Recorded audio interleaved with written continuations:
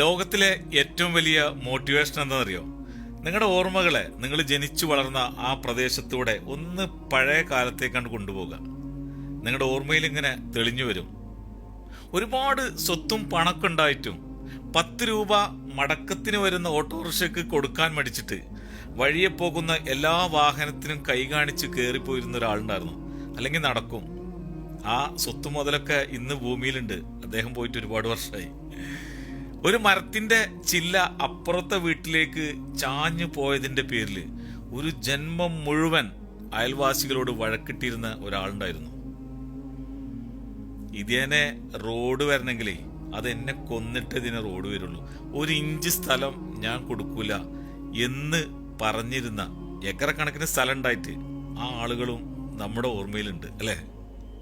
അങ്ങനെ ഒരുപാട് ആളുകൾ.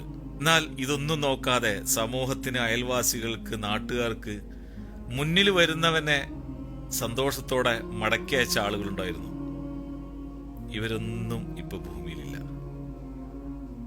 എല്ലാം കെട്ടിപ്പിടിച്ച് ഇരിക്കുന്നതിനേക്കാൾ കൂടുതൽ നമ്മൾ ജീവിക്കുമ്പോൾ നമ്മൾ സമ്പാദിച്ചതും നമുക്കുള്ളതും കൊടുത്തും കൊണ്ടും അനുഭവിച്ചും ആസ്വദിച്ചും ജീവിക്കുന്നവനാണ് ഏറ്റവും വലിയ ബുദ്ധിമാനും ഭാഗ്യവാനെന്നും ഞാൻ പറയും. കാരണം അറിയോ, ഞാൻ ഈ പറഞ്ഞ ആളുകളൊക്കെ മരണപ്പെട്ടു പോയി. ആ സ്ഥലവും ആ സ്വത്തും മുതലും എല്ലാം അവരുടെ മക്കളും മരുമക്കളും പേരക്കുട്ടികളും അനുഭവിക്കുന്നുണ്ട്. ആ ജീവത്യാഗം സഹിച്ച് മരണപ്പെട്ടവര് അവരങ്ങനെ പോയി.